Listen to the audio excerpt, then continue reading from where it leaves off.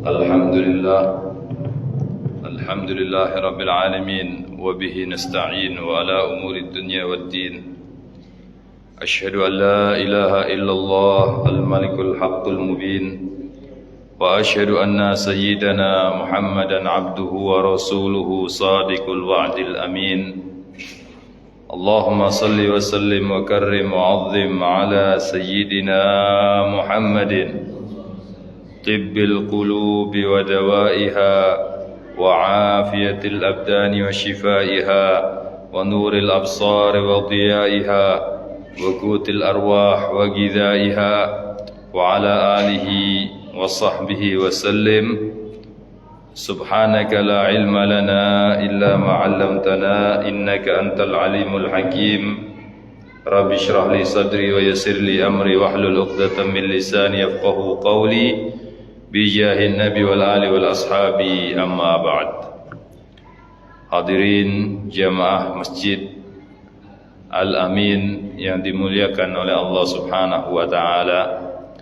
Alhamdulillah, senantiasa kita bersyukur kepada Allah Subhanahu wa taala karena Allah masih selalu memberikan nikmatnya kepada kita, baik itu nikmatul iman, nikmatul ihsan, nikmat sehat wal afiat, dan juga nikmat dipanjangkan umur kita oleh Allah Subhanahu wa taala sehingga kita masih diberikan kesempatan oleh Allah untuk bisa melangkahkan kaki kita di Masjid Al-Amin ini guna menunaikan salat maghrib berjamaah, kemudian beriktikaf di masjid di salah satu rumahnya Allah Subhanahu wa taala, dan dilanjutkan dengan sama-sama belajar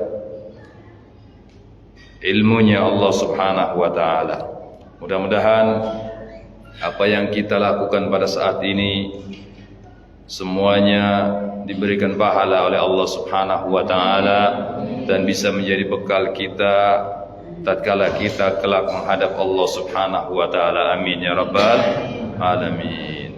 Hadirin bapak-bapak, ibu-ibu yang dimuliakan oleh Allah Subhanahu wa taala, setelah sekian lama dari bulan Ramadan, ini kita baru mulai kembali ta'lim kita, yaitu pembacaan kitab Al-Isti'dad li Yaumil Ma'ad yang dikarang oleh Al-Imam Ibnu Hajar Al-Asqalani, sampai kepada ucapan beliau, qala al-muallif rahimahullah wa nafa'ana bihi wa bi'ulumihi fid dharain amin, ila an qala wa an Yahya bin Mu'ad, diriwayatkan daripada Yahya bin Mu'ad. Yahya bin Mu'ad ini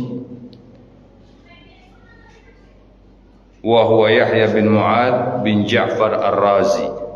Yahya bin Mu'ad nama lengkapnya adalah Yahya bin Ja'far Ar-Razi. Beliau hidup di tahun 258 Hijriah sampai 200 atau tahun 872 Masehi. Berarti beliau di zaman tabi'in, ya, zaman tabi'in. Beliau Yahya bin Mu'ad Ar-Razi ini wa'idun zahid. Beliau adalah orang yang suka memberikan nasihat. Kemudian beliau adalah orang yang zahid, orang yang zuhud, orang yang orang yang tidak meletakkan dunia di dalam hatinya. Orang zuhud itu adalah orang yang tidak meletakkan dunia dalam hatinya. Walaupun dia itu orang kaya, tapi dia anggap kekayaan itu adalah titipan Allah Subhanahu wa taala. Walaupun dia banyak duit, banyak tanah, itu semuanya milik Allah Subhanahu wa taala. Kapanpun Allah ingin mengambilnya, itu haknya Allah Subhanahu wa taala. Bahkan bukan hanya harta kita yang milik Allah Subhanahu wa taala, bahkan diri kita sendiri, ruh kita adalah milik Allah Subhanahu wa ta'ala. Kapanpun Allah akan mengambilnya, maka tidak ada yang bisa menghalangi pemiliknya untuk mengambil haknya. Itulah Allah Subhanahu wa taala dan itulah diri kita. Semuanya adalah titipan Allah Subhanahu wa taala. Makanya kalau ada orang yang meninggal, kita disunnahkan untuk membaca kalimat tarji' atau inna lillahi wa inna ilaihi raji'un. Yang terjemahannya adalah inna lillahi, sesungguhnya kami milik Allah Subhanahu wa taala. Wa inna ilaihi raji'un, dan sesungguhnya kami akan kembali kepada Allah Subhanahu wa taala. Jadi semuanya ini adalah titipan Allah Subhanahu wa taala.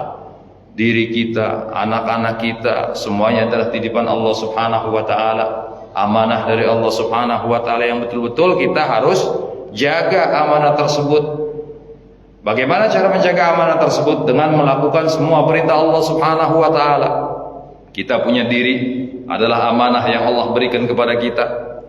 Kita diberikan mata oleh Allah Subhanahu wa taala, amanah yang mana kelak akan dimintai pertanggungjawaban oleh Allah Subhanahu wa taala.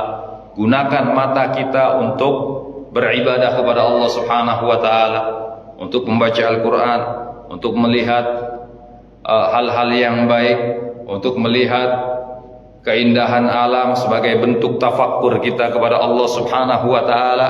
Apabila mata ini digunakan untuk ibadah kepada Allah Subhanahu wa taala, maka mata tersebut akan selamat daripada nerakanya Allah Subhanahu wa taala.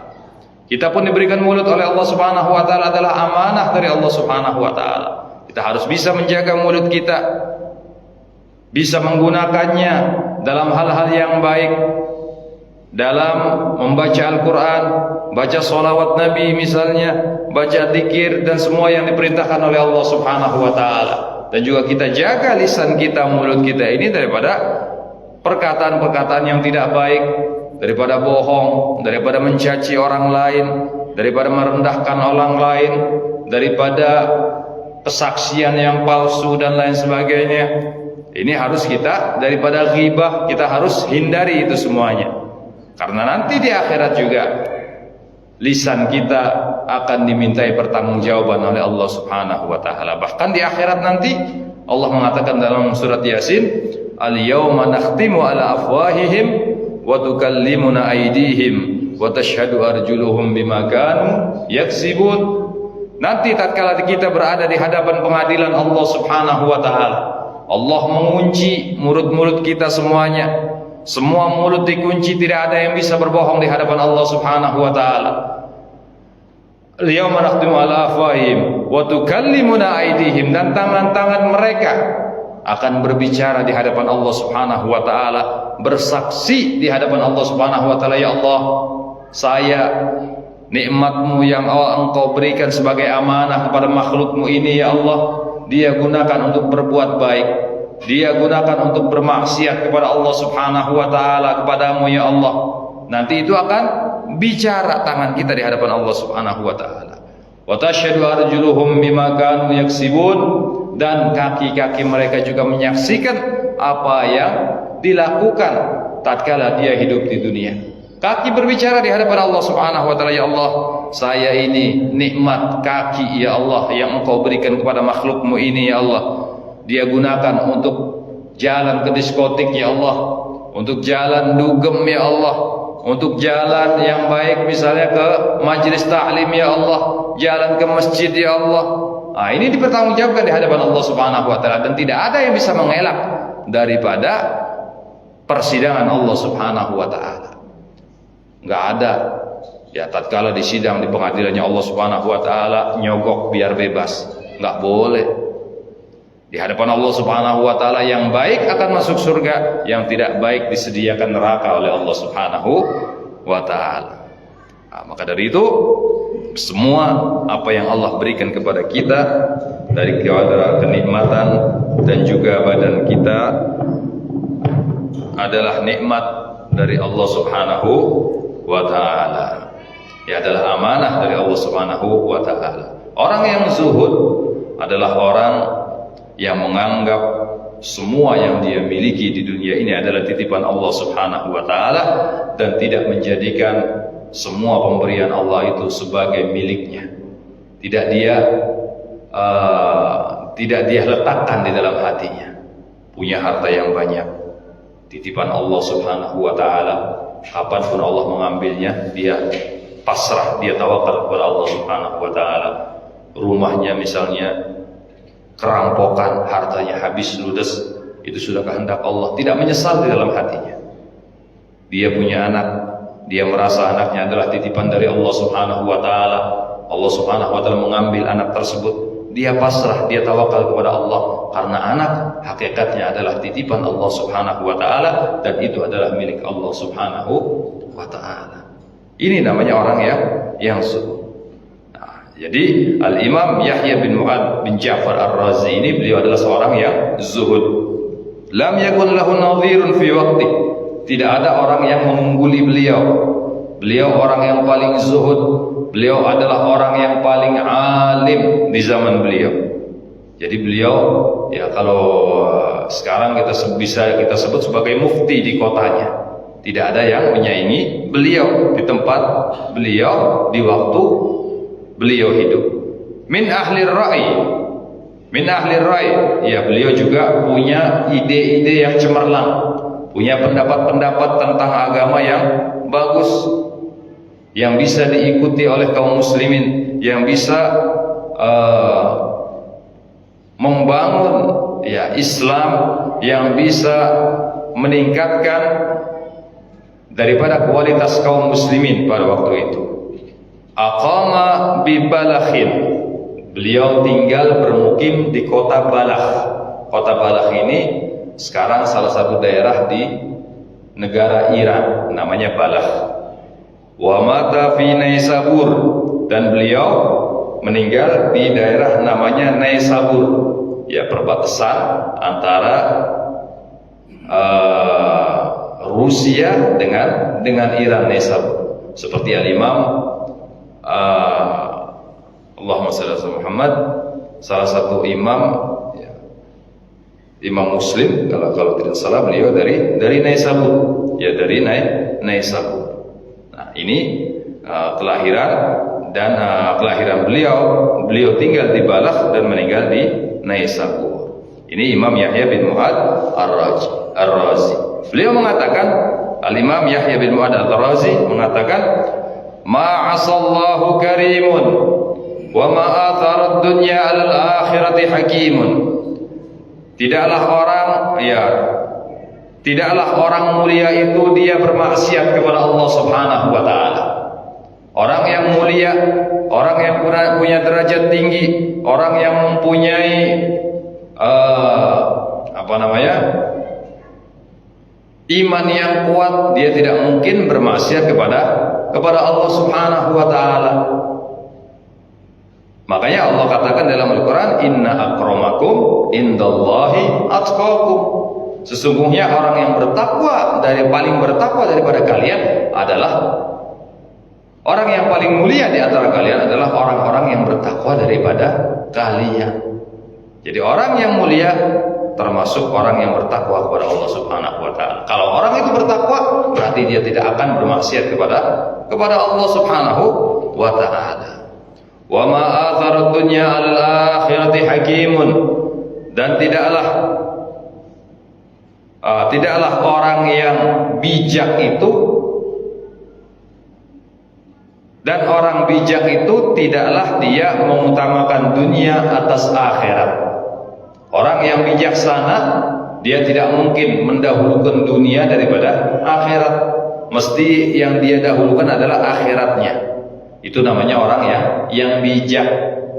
Kalau kita bersikap bijak, mempunyai sifat yang bijak, maka kita akan lebih mendahulukan akhirat daripada dunia. Kenapa mendahulukan akhirat daripada dunia? Karena akhirat, kita akan hidup di akhirat selama-lamanya. Tapi kalau hidup di dunia hanya sementara. Berapa tahun kita hidup di dunia? Paling lama 100 tahun. Bahkan ada yang lebih. Itu hidup di dunia 100 tahun sebentar. Bapak-bapak, ibu-ibu yang dimuliakan oleh Allah Subhanahu wa taala. Saya aja kemarin masih merasa masih ABG aja, masih remaja. Tahu-tahu umur sudah kepala 4 sudah. Enggak berasa. Padahal ingatnya kemarin baru lulus SMA. Sekarang sudah kepala 4. Nah, ini ya, kalau hidup di dunia ini hanya sementara. Bahkan baginda Nabi sallallahu alaihi wasallam mengatakan, umrah ummati baina sittina wa sab'in. Umurnya umatku itu, kata baginda Nabi Muhammad sallallahu alaihi wasallam, antara 60 dan 70 tahun. Beda dengan umat-umat yang dahulu. Umat terdahulu ada umurnya zaman Nabi Nuh, umurnya ada yang 900 tahun. Zaman Nabi Allah Ibrahim 200 tahun. Ya, nabi-nabi, umat-umat terdahulu umurnya panjang-panjang. Kalau kita umatnya baginda Nabi sallallahu alaihi wasallam cuma 60 sampai 70 tahun. Makanya tatkala baginda Nabi sallallahu alaihi wasallam memikirkan kita umatnya, beliau berpikir, ya Allah, kata baginda Nabi, kasihan betul umatku ini. Umurnya pendek, 60 sampai 70 tahun. Ya, umur 60 sampai 70 tahun. Enggak mungkin ya Allah mereka akan masuk surga dengan amal yang dengan umur yang pendek. Mesti mereka akan beramal dengan amalan yang sedikit ya Allah. Kalau umat-umat terdahulu umurnya panjang-panjang. Bahkan diriwayatkan Nabi Syam'un. Tahu Nabi Syam'un? Samson. Ya, kalau kita sebut di Indonesia ini Samson. Itu nabi, nabinya Bani Israel, namanya Syam'un. Nabi Syam'un ini beliau kalau sudah keluar rumah untuk berjihad di jalan Allah Subhanahu wa taala, enggak tanggung-tanggung Pak Bu. 1000 bulan dia keluar, enggak balik-balik. Kalau kita tiga kali lebaran aja enggak pulang, kayak Bang Toyib. Ya, Bang Toyib 3 kali lebaran enggak pulang-pulang. Ini Nabi Syam'un 1000 bulan. Kalau kita hitung sekitar 84 tahun enggak pernah pulang kalau sudah berjihad di jalan Allah Subhanahu wa taala. Berapa banyak pahalanya yang dia dapatkan. Makanya baginda Nabi sallallahu alaihi wasallam membayangkan umatnya ini umurnya pendek, gak mungkin dapat pahala banyak seperti umat-umat terdahulu. Akhirnya dihibur oleh Allah Subhanahu wa taala. Baginda Nabi sallallahu alaihi wasallam ditenangkan hatinya oleh Allah Subhanahu wa taala dengan Allah memberikan kepada umatnya baginda Nabi Muhammad sallallahu alaihi wasallam di bulan Ramadan, ya, yang sering kita dengar yaitu malam Lailatul Qadar. Orang yang beribadah pada malam Lailatul Qadar lebih baik ibadahnya daripada 1000 bulan. Kalau lebih baik itu ya berarti bukan sama, lebih baik 1000 bulan. Mungkin bisa jadi diberikan pahala oleh Allah Subhanahu wa taala 2000 bulan sampai 10.000 bulan, sampai bilangannya kita tidak tahu, hanya Allah Subhanahu wa taala yang tahu. Makanya ini satu nikmat yang Allah berikan kepada kita umatnya baginda Nabi Muhammad. Kita mendapatkan nikmat Lailatul Qadar ya berkat baginda Nabi Muhammad sallallahu alaihi wasallam. Dan insyaallah mudah-mudahan bulan Ramadan kemarin kita semuanya bisa mendapatkan, ya sudah mendapatkan Lailatul Qadar. Karena orang yang mendapatkan Lailatul Qadar, kata ulama, kapan Lailatul Qadar itu terjadi? Dikatakan di dalam keterangan hadis dan lain sebagainya di atas, ya tanggal 20 Ramadan di malam-malam ganjil. Yang penting walhasil kalau kita dari pertama bulan Ramadan sampai akhir bulan Ramadan kita istiqomah ibadah kepada Allah Subhanahu wa taala, ya semoga kita mendapatkan salah satu malam daripada Lailatul Qadar tersebut. Ya, walaupun di malam-malam terakhir insyaallah kalau kita istiqomah, misalnya satu hari kita istiqomah baca Quran 2 juz, berarti kalau sudah ya terus sampai akhir Ramadan, atau kita zikirnya terus, tarawihnya enggak lepas sampai akhir Ramadan, tadarusnya terus, ya puasanya enggak bolong-bolong. Ya, ini insyaallah mudah-mudahan ya kita mendapatkan Lailatul Qadar. Nah ini jadi kita kembali, umurnya umat baginda Nabi Muhammad sallallahu alaihi wasallam ini pendek-pendek. Makanya orang yang bijak, orang yang punya akal yang sehat akan lebih memikirkan akhiratnya daripada dunianya. Karena akhirat tempat yang akan kekal. Orang masuk surga akan kekal di dalam surga. Orang yang masuk neraka pun akan kekal disiksa oleh Allah Subhanahu wa taala dalam neraka. Penentuannya adalah tatkala kita hidup di dunia. Ya, kita hidup di dunia, kita perbanyak ketaatan kita kepada Allah Subhanahu wa taala agar kita ya dijadikan oleh Allah Subhanahu wa taala hamba-hambanya yang bertakwa. Dan hamba yang bertakwa kepada Allah Subhanahu wa taala, yang melakukan segala perintah Allah, yang menjauhi semua larangan Allah Subhanahu wa taala, akan diberikan pahala oleh Allah Subhanahu wa taala berupa surganya Allah Subhanahu wa taala. Ya, dalam Al-Qur'an Allah Subhanahu wa taala berfirman, "Wasari'u ila maghfiratin min rabbikum wa jannatin 'arduha as-samawati wal ard u'iddat lil muttaqin." Cepat-cepatlah kamu untuk bisa mendapatkan ampunan dari Tuhanmu, yaitu Allah Subhanahu wa taala. Ya, wa jannatin, dan mendapatkan surga dari Allah Subhanahu wa taala, arduhas samawati wal ard, yang luasnya 7 lapis langit, 7 lapis bumi. Uiddat lil muttaqin, yang Allah sediakan untuk orang-orang yang bertakwa kepada Allah Subhanahu wa taala. Tidak ada orang yang masuk surga kecuali orang yang bertakwa kepada Allah Subhanahu wa taala. Mumpung di sisa daripada usia kita ini, ya, di sisa daripada umur kita ini, kita manfaatkan nikmat hidup dari Allah Subhanahu wa taala, nikmat sehat daripada Allah Subhanahu wa taala, kita gunakan untuk banyak beribadah kepada Allah Subhanahu wa taala, kita berbuat taat kepada Allah Subhanahu wa taala, sehingga kita mendapatkan predikat takwa di sisi Allah, ya, dan juga mendapatkan ridhonya Allah Subhanahu wa taala, sehingga kita kelak bisa dimasukkan surga selama-lamanya oleh Allah Subhanahu wa taala. Kalau sudah masuk surga, nggak mungkin keluar dimasukkan neraka, nggak mungkin. Ya, kalau di surga tetap di surga, yang di neraka pun tetap di neraka. Ya, penentuannya adalah kehidupan kita di dunia ini. Jadi orang yang berakal, orang yang bijak adalah orang yang selalu mengutamakan akhiratnya daripada dunia. Itu yang dikatakan oleh Al-Imam Yahya bin Mu'ad Ar-Razi. Kemudian selanjutnya, wa anil A'mash rahimahullah, diriwayatkan daripada Imam A'mash rahimahullah. Imam A'mash itu siapa? Imam A'mash nama lengkapnya adalah Sulaiman bin Mahran al-Asadi. Ya, Sulaiman bin Mahran al-Asadi. Ya, beliau mempunyai julukan Abu Muhammad. Ya, dijuluki juga A'mash.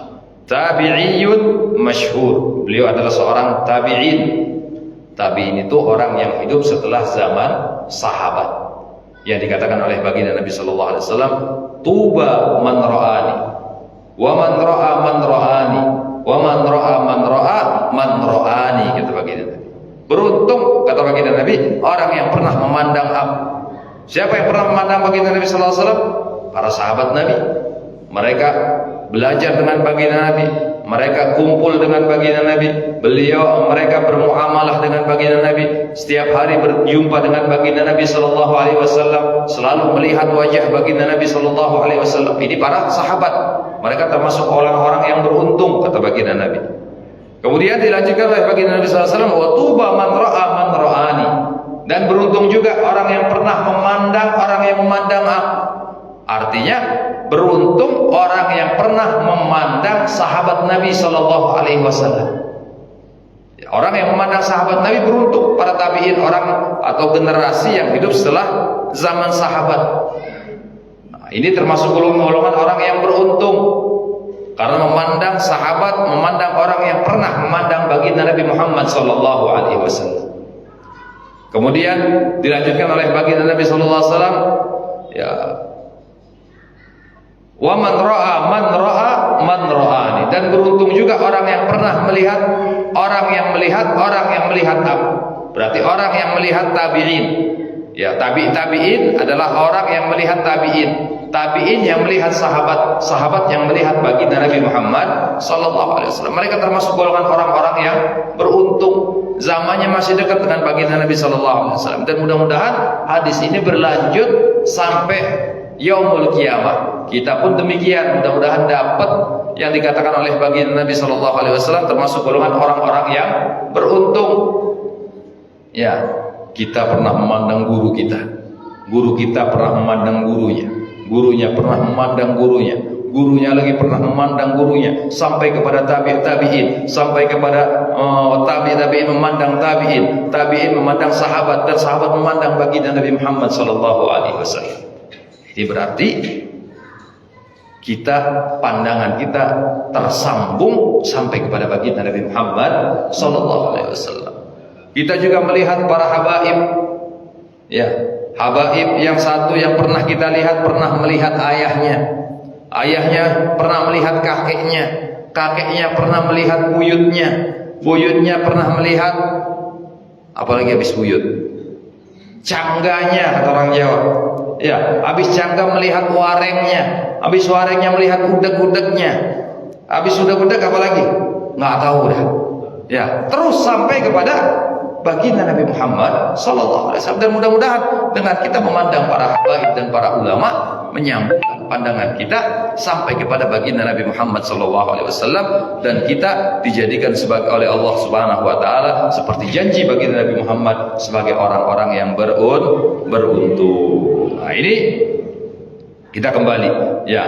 Sulaiman bin Mahran al-Asadi disebut juga al-Imam A'mash, tabi'iyun masyhur, asluhu min biladir Rai, ulida 61 Hijriyah.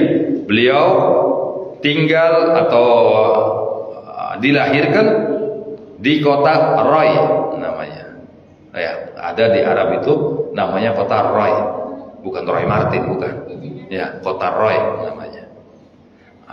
Kemudian beliau dilahirkan tahun 61 Hijriyah atau 681 Masehi. Mansya'uhu wa wafatuhu fil Kufah. Beliau dilahirkan di Rai, tapi kemudian dibesarkan di Kufah sampai wafatnya beliau di kota Kufah. Kufah ini salah satu kota di Irak. Kota Kufah. Ya, itu salah satu kota besar di Irak. Ya, itu namanya Kufah. Beliau wafat dibesarkan di Kufah, beliau menuntut ilmu di Kufah dan juga sampai wafat di Kufah. Kana aliman bil Quran wal hadits wal faraid. Ya, beliau adalah alim, ahli di dalam Al-Qur'an. Ya, beliau ahli Al-Qur'an. Kalau sudah ahli Al-Qur'an, alim dalam Al-Qur'an ini, ya, hafal Al-Qur'an. Ya, qiraah sab'anya juga beliau menguasai, tafsirnya juga menguasai, ilmu Al-Quran dikuasai oleh beliau. Ini seorang yang betul-betul alim. Ya. Beliau alim di dalam ilmu Al-Quran wal hadis, dan hadis-hadis baginda Nabi beliau banyak hafal. Ribuan bahkan jutaan hadis beliau hafal, Imam A'mash. Ya, karena generasinya masih dekat, ya, tabi'in ke sahabat ke baginda Nabi sallallahu alaihi wasallam. Tabi'in meriwayatkan hadis daripada sahabat melihat, ya, dan mendengar langsung daripada baginda Nabi Muhammad sallallahu alaihi wasallam. Dan juga beliau, ya, ahli di dalam ilmu faraid, ilmu waris. Ya, ilmu waris itu penting di dalam kita agama Islam. Kalau ada seorang yang wafat, mesti ada bagi warisan. Itu ada ilmunya, bapak-bapak, ibu-ibu. Ya, bukan sembarangan. Kadang ada orang, sudah kita bagi rata saja, tidak bisa. Kalau ilmu faraid itu ada ilmunya khusus. Jadi ada pembagiannya masing-masing. Ya, perempuan bagiannya, ya, lebih sedikit daripada laki-laki. Kalau orang Jawa bilang, kalau yang laki-laki 1 pikulan, kalau perempuan 1 gendongan. Kalau 1 gendongan kan 1, kalau pikulan 2, depan belakang. Bagian laki-laki lebih banyak daripada bagian perempuan, atau perempuan itu setengah daripada bagiannya laki-laki. Nah, itu ilmu faraid diantaranya. Loh, Bib, kita kan saudara semua, Bib. Bagaimana kalau seandainya kita bagi rata saja? Boleh bagi rata, tapi terapkan dulu ilmu faraidnya. Ya, diterapkan dulu. Si A, misalnya ada seorang yang wafat, punya anak 4, laki-laki 2, perempuan 2. Yang perempuan bagiannya berapa, harus dihitung secara faraid, secara ilmu waris dalam Islam dulu. Yang laki-laki juga dihitung. Nah, kalau sudah dihitung bagiannya berapa, misalnya ini 100 juta yang laki-laki, yang perempuan 50 juta. Ya, Ya, yang 2 100 juta, 100 juta, misalnya 200 juta, berapa 50, 50, 300 juta. Loh Bib, ini biar adil kita bagi rata sajalah. Boleh, setelah pembagian tersebut, boleh habis itu dimintai ridhonya, kemudian dibagi secara rata. Yang penting terapkan dulu ilmu waris secara Islamnya dulu. Biar kita tidak dosa. Kalau kita langsung bagi rata, ya kita tidak mengikuti syariat Allah, berarti kita berdosa. Tidak melakukan perintah Allah Subhanahu wa taala. Jadi boleh dibagi rata, tapi terapkan dulu ilmu pembagian secara hukum Islamnya, faraidnya. Nah, itu. Nah, jadi solusinya demikian. Kemudian beliau adalah ahli faraid. Rawa nahwa alf wa thalathina atau alf wa thalathmi'ah hadits. Beliau hafal riwayat hadis, ya hadis dan riwayatnya sampai 1300 hadis. Kalau sudah 1300 hadis ini sudah di dalam ilmu hadis derajatnya sebagai muhaddits atau musnid. Ya, ada muhaddits. Itu lebih daripada 1000 hadis dengan sanadnya. Qala Adz-Dzahabi. Ya, berkata Imam Dzahabi. Imam Dzahabi ini imam yang sezaman dengan beliau. Kana ra'san fil ilmin nafi'i wal amalis salih. Beliau ini adalah orang yang mempunyai ilmu yang manfaat dan juga selalu beramal saleh. Wa qala As-Sakhawi, dikatakan oleh Imam Sakhawi, kila lam yara salatin wal muluk wal aghniya fi majlisin ahqara minhum fi majlisil a'mash ma siddati hajatihi wa faqrihi. Kata Imam Sakhawi, beliau mengatakan, aku tidak pernah terlihat para penguasa dan raja serta orang-orang kaya itu, ya mereka kalau hadir di majelisnya Imam A'mash, mereka seperti orang-orang awam biasa, dianggap biasa semuanya, enggak ada yang dimuliakan oleh Imam A'mash, semuanya rata. Bahkan mereka ini sering dihinakan oleh Imam A'mash, para pejabatnya sering dinasehati, jangan korupsi, jangan ini, jangan itu, jangan dolim. Yang orang kaya juga sering dinasehati, jangan pelit dan lain sebagainya.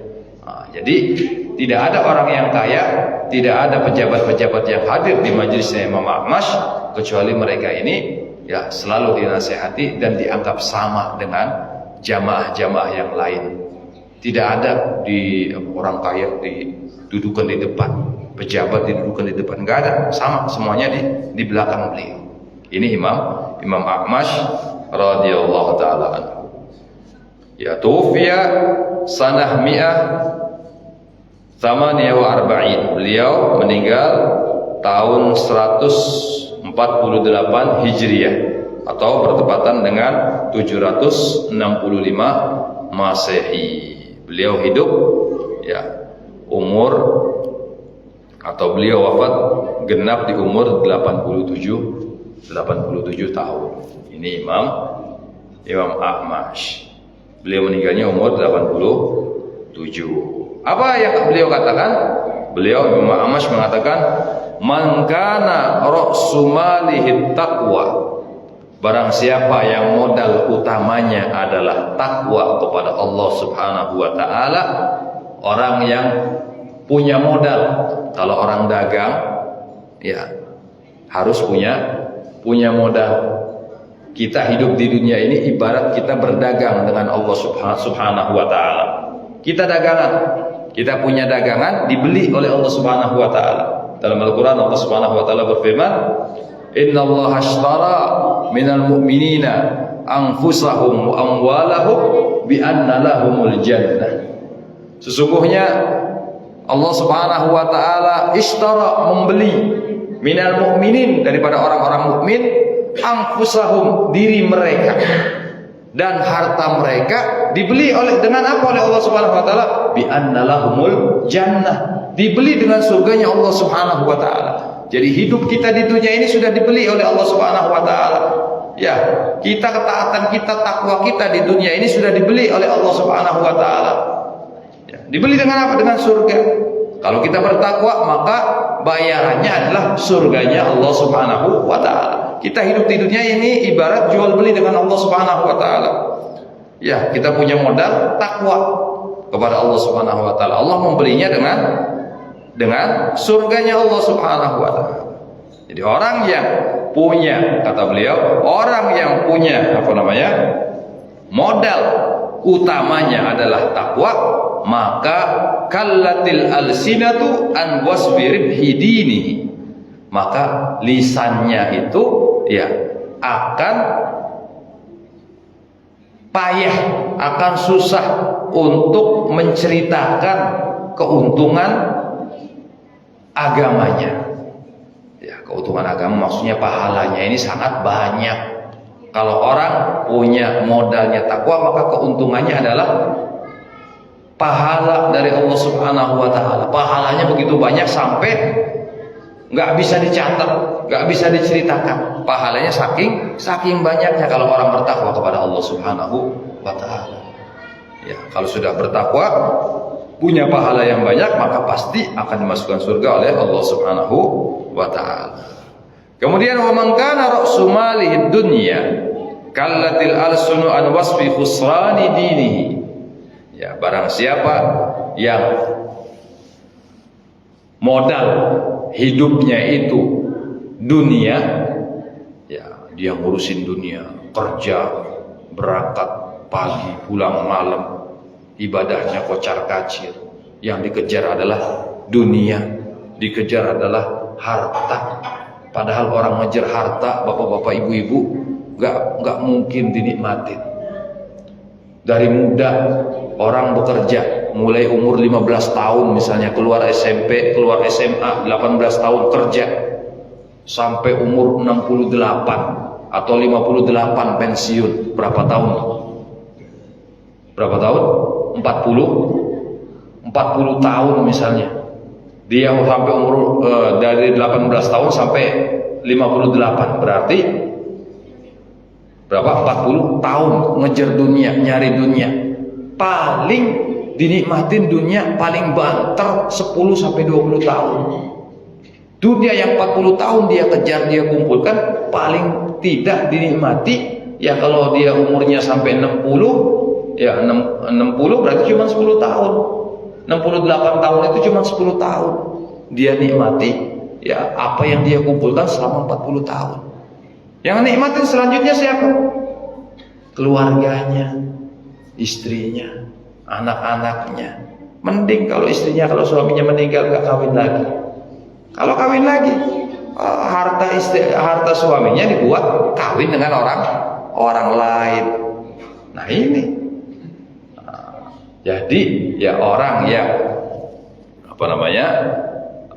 modal di dalam hidupnya ini adalah mengumpulkan dunia, maka kata beliau, lisan ini akan capek untuk menghitung daripada kerugian yang akan dia dapatkan. Jadi gak ada manfaatnya. Umurnya ini gak mendapatkan pahala dari Allah Subhanahu wa taala. Hidupnya ini tidak berpahala. Apalagi kalau dia sampai maksiat kepada Allah Subhanahu wa taala, bahkan dia mendapatkan dosa dari Allah Subhanahu wa taala. Dan dosa balasannya adalah nerakanya Allah Subhanahu wa taala, naudzubillah. Maka dari itu hadirin yang dimuliakan oleh Allah Subhanahu wa taala, jadikan takwa itu adalah modal utama kita ya di dalam hidup ini untuk mendapatkan surganya Allah Subhanahu wa taala. Kita jual beli kepada Allah Subhanahu wa taala dengan modal takwa. Kita beli surga dari Allah Subhanahu wa taala dengan modal takwa tadi.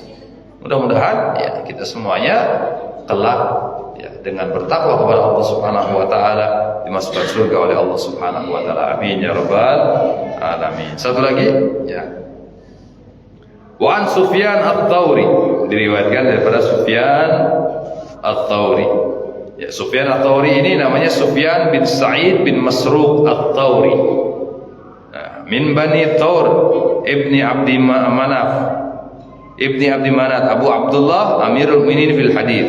Beliau adalah orang yang dijuluki Amirul Mukminin fil Hadis, pemimpin di dalam ilmu hadis. Berarti beliau ini banyak menghafal hadis-hadisnya baginda Nabi Muhammad SAW. Ya, beliau dilahirkan tahun 97 Hijriah atau tahun 716 Masehi. Kana sayyidu ahli zamani fi ulumiddin wat taqwa. Beliau adalah orang yang paling nomor satu, ya, pada zamannya dalam ilmu agama dan juga di dalam takwa kepada Allah Subhanahu wa taala. Beliau sudah alim, juga termasuk orang yang bertakwa, orang yang soleh. Wulida wa nasha'a fil Kufah. Beliau dilahirkan dan dibesarkan di Kufah. Wa tufiya bil Basrah mustakhfiyan anna 64 aman. Beliau meninggal di kota Basrah. Basrah sama Kufah ini dua kota besar di Irak. Ada Kufah, ada Basrah. Nah, ini kota-kota besar semuanya. Ya, beliau meninggal mustakhfiyan, dalam keadaan bersembunyi. Ya, mustakhfiyan, dalam keadaan bersembunyi. Genap di umur beliau 64 tahun. Min kutubihi al-Jami'ul Kabir, dan beliau mengarang kitab-kitab yang banyak. Di antaranya adalah Al-Jami'ul Kabir, kitab namanya Jami'ul Kabir. Kemudian Al-Jami'us Shaghir, ya, kitab Jami'us Shaghir kilahuma fil hadis. Yang kedua-duanya adalah kitab dalam ilmu hadis. Wa kitab fil faraid, dan juga beliau mengarang kitab di dalam ilmu faraid atau ilmu waris. Apa yang beliau katakan oleh Sufyan ats-Tsauri, yang dikatakan oleh Sufyan ats-Tsauri, kullu ma'siyatin an syahwatin fa innahu yurja ghufranuha. Semua maksiat, semua perbuatan dosa yang dilandasi dengan syahwat, orang melakukan dosa karena gak kuat nahan syahwatnya misalnya, karena gak kuat nahan nafsunya, yurja ghufranuha, dosa itu masih bisa atau ada harapan diampuni oleh Allah Subhanahu wa taala. Kalau seorang bermaksiat kepada Allah, berbuat dosa kepada Allah karena dasar enggak kuat nahan hawa nafsu, mudah-mudahan dia masih bisa diampuni oleh Allah Subhanahu wa taala. Wa kullu maksiatin 'anil kibri wa innahu la yurja ghufranuha, dan kalau seandainya dia melakukan maksiat atau perbuatan dosa didasari dengan rasa sombong, nantang Allah Subhanahu wa taala, tidak mengakui bahwa apa yang dilakukan itu dosa, yang menantang agama, oh gak apa-apa, saya mabok masuk neraka deh. Misalnya ada orang bilang begitu. Nah, fa innahu la yurja ghufranuha, kata dia sombong, la yurja ghufranuha, maka dia tidak akan bisa diharapkan untuk diampuni oleh Allah Subhanahu wa taala. Naudzubillah. Kalau orang yang maksiat dasarnya adalah rasa sombong, maka tidak akan diampuni dosanya oleh Allah Subhanahu wa taala. Lianna ma'siyata iblis kana asluha minal kibir. Karena ya sebagai contoh beliau menyontohkan maksiatnya iblis. Ya, iblis asalnya adalah dari rasa sombong. Iblis itu dilaknat oleh Allah Subhanahu wa taala karena sombong. Tatkala di surga dulu sebelum Allah menciptakan Nabi Allah Adam alaihissalam, iblis ini makhluknya Allah yang berada di surga, makhluk yang paling taat.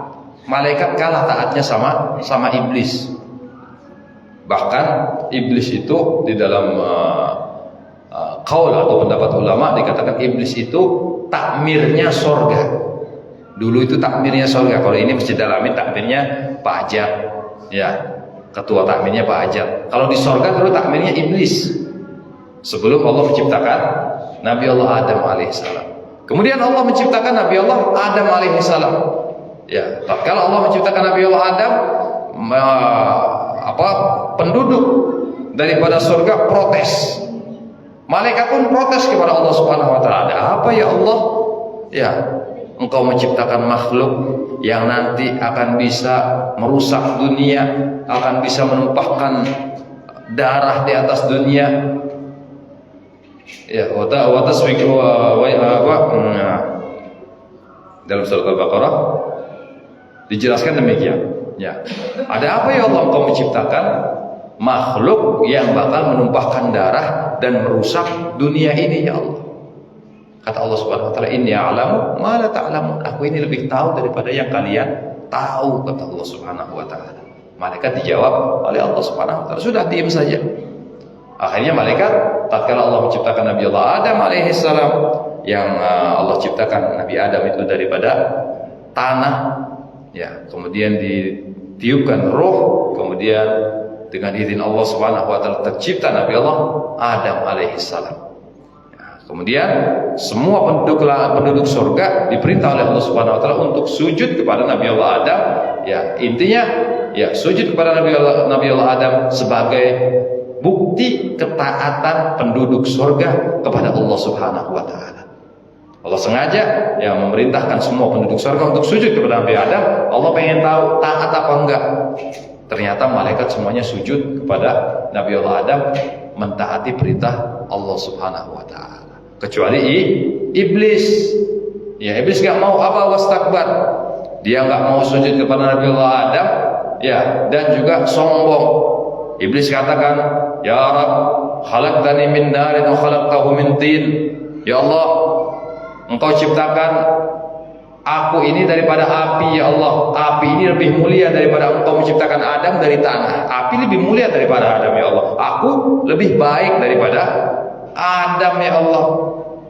Makanya kalau ada orang, ya ini kalau bukan gara-gara saya ini, ya masjid ini sepi misalnya. Kalau bukan gara-gara saya ini, nggak ada pembangunan di masjid ini. Kalau bukan karena saya ini, oh kampung ini nggak bakal rame. Ini orang ada sifat iblisnya. Na'udzubillah. Iblis kan begitu. Ya, aku ini lebih baik daripada dia, ya Allah. Ini namanya sifat anania, namanya sifat anania. Jadi iblis tidak mau sujud kepada Nabi Allah Adam, mematuhi perintah Allah Subhanahu wa taala. Malaikat semuanya sujud, taat kepada Allah, tapi iblis tidak mau sujud kepada Nabi Allah Adam karena merasa sombong, merasa lebih baik daripada Nabi Adam. Allah ciptakan iblis daripada api, Allah ciptakan Nabi Allah Adam daripada tanah. Tanah lebih baik, api lebih baik daripada tanah, kata iblis. Akhirnya apa yang terjadi kepada iblis? Diusir oleh Allah Subhanahu wa taala daripada surga.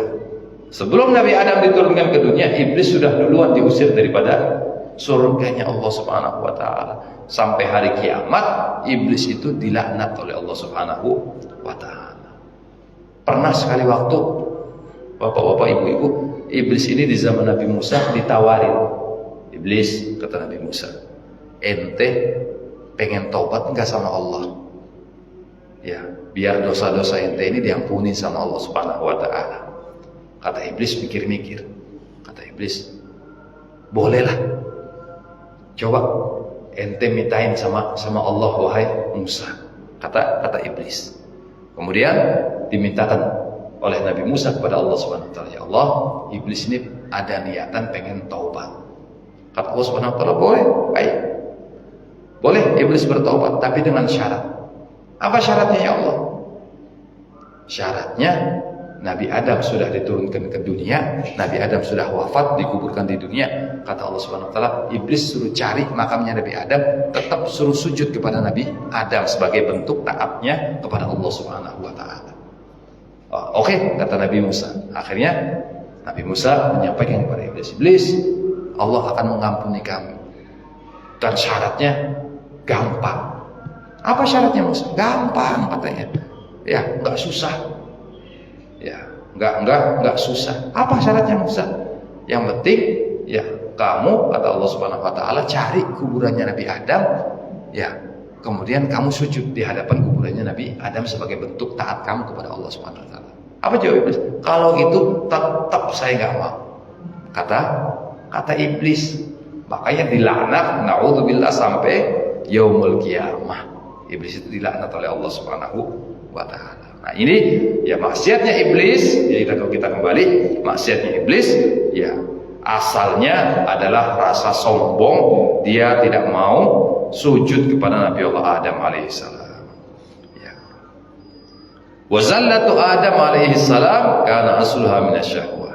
Dan kesalahan Nabi Allah Adam alaihissalam Memakan buah khuldi ya asalnya atau sumbernya adalah syahwat, karena Nabi Adam tergoda oleh bujukan Siti Hawa, berarti berdasarkan hawa nafsu.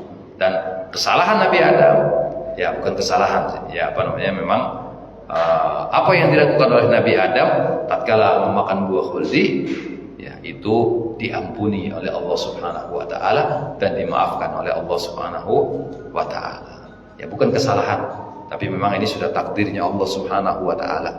Nabi Adam diturunkan ke muka bumi karena nabi ya seorang nabi itu terbebas daripada perbuatan dosa. Kita harus yakin semua nabi tidak berdosa, dijaga oleh Allah Subhanahu wa taala daripada perbuatan dosa. Makanya ulama tauhid mengatakan bahwasanya Nabi Adam itu sengaja makan buah khuldi karena Nabi Adam ini mempunyai sifat fatonah, sifat yang wajib bagi Rasul, sifat fatonah, cerdas. Nabi Adam makan buah khuldi sengaja karena biar beliau diturunkan ke muka bumi, ya biar diturunkan ke muka bumi agar cahayanya baginda Nabi Muhammad yang Allah titipkan di sulbinya beliau bisa memberikan rahmat kepada penduduk bumi. Nah, jadi ya sumber kesalahan pelanggaran Nabi Allah Adam makan buah khuldi adalah dasarnya syahwat karena beliau tergoda oleh rayuannya Siti Hawa. Siti Hawa dia dirayu, digoda oleh iblis laknatullah alaih. Maka dari itu ya orang yang pernah bermaksiat karena syahwatnya, maka dengan bertobat dia akan diampuni oleh Allah Subhanahu wa taala. Tapi kalau orang maksiat ya dia berdasarkan kesombongan, maka dia tidak akan diampuni oleh Allah Subhanahu wa taala. Naudzubillah. Mudah-mudahan kita semuanya dijadikan oleh Allah Subhanahu wa taala hamba-hambanya yang selalu bertaubat kepada Allah Subhanahu wa taala ya, karena Allah Subhanahu wa taala menyukai hamba-hambanya yang bertaubat. Innallaha yuhibbut tawwabin wa yuhibbul mutatahhirin. Semuanya Allah menyukai hamba-hambanya yang selalu bertaubat kepadanya dan menyukai hamba-hambanya yang selalu bersuci. Mudah-mudahan kita semuanya dimasukkan surga oleh Allah Subhanahu wa taala ya.